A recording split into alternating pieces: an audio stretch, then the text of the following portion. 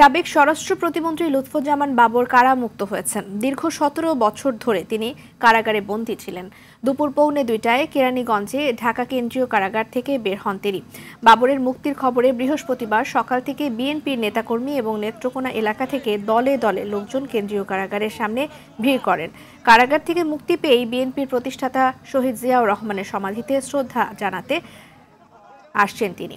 আর চট্টগ্রামে আলোচিত 10 ট্রাক অস্ত্র চোরাচালানের ঘটনায় অস্ত্র আইনে করা পৃথক মামলায় গত মঙ্গলবার যাবজ্জীবন কারাদণ্ডের দায় থেকে খালাস পান লুৎফুজ্জামান বাবর। দর্শক, এই মুহূর্তে প্রয়াত প্রেসিডেন্ট জিয়াউর রহমানের সমাধি থেকে সরাসরি যোগ দিচ্ছেন সহকর্মী দীপ্ত চন্দ্র পাল। দীপ্ত, নেতার সমাধিতে শ্রদ্ধা নিবেদন করেছেন। কারাগার থেকে মুক্তি পাওয়ার পর বাবর কি বলছেন?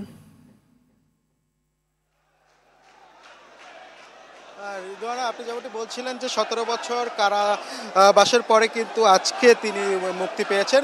দুপুর 2টার দিকে তিনি মুক্তি পেয়েছেন এবং তারপর থেকেই তার গাড়িবহর এবং তার সঙ্গে যে নেতাকর্মীরা রয়েছেন তাদের কিন্তু গাড়িবহর জিয়া উদ্যানের দিকে আসা শুরু করেছে, অর্থাৎ জিয়ার যে মাজার রয়েছে সেখানে আসা শুরু করেছে। ইতিমধ্যে তারা জিয়া উদ্যানের যে মূল ফটক সেই ফটকে কিন্তু চলে এসেছে। আমরা দেখছি যে মূল ফটকে তার যে গাড়িবহর চলে এসেছে এবং তিনি নেতাকর্মীদের ভিড় আসলে উপেক্ষা করে ঢোকার চেষ্টা করছেন। আসলে আপনি জানেন যে তার মুক্তিকে কেন্দ্র করে কিন্তু হাজারো নেতাকর্মী সকাল থেকেই কেন্দ্রীয় কারাগার সহ যে জিয়ার মাজার রয়েছে সেই জিয়ার মাজারে কিন্তু নেতাকর্মীরা অপেক্ষা করছেন তাদের প্রিয় নেতাকে একটিবার দেখার জন্য, ফুল দিয়ে বরণ করে নেওয়ার জন্য কিন্তু অপেক্ষা করছিলেন। আমরা এখন রয়েছি জিয়ার সেই মাজারে।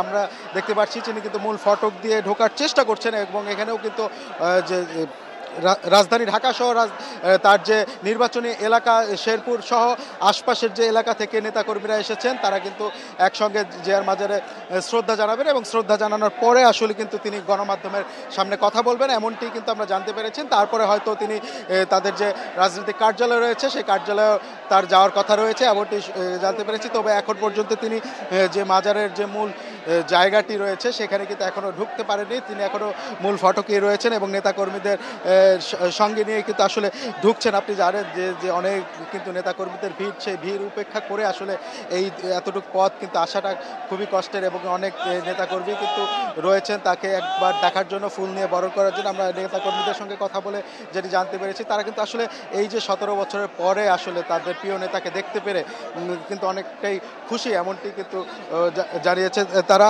আমরা এখনও রয়েছি জিয়ার বাজারে, এখনও তিনি কাছাকাছি চলে এসেছেন। আমরা দেখতে পাচ্ছি যে গেটের ব্রিজ দিয়ে ওঠার চেষ্টা করছেন,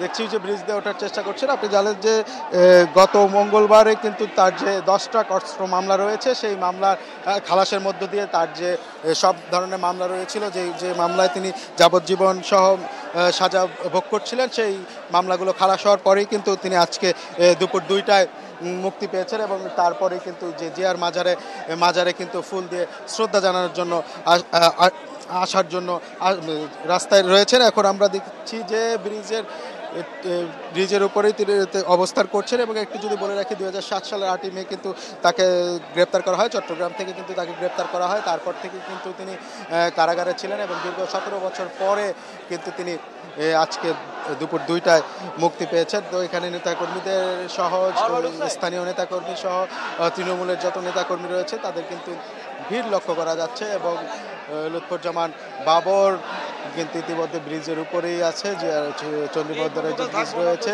সেই ব্রিজের উপরে কিন্তু তিনি রয়েছেন এবং তিনি কিন্তু আসলে মাজারে ঢোকার চেষ্টা করছেন। রিদওয়ান, আপনি দেখছেন যে ক্যামেরাম্যানের সাহায্যে আমি আপনাকে যদি একটু দেখানোর চেষ্টা করি। অনেক মানুষের ভিড়। ধন্যবাদ দীপ্ত আপনাকে।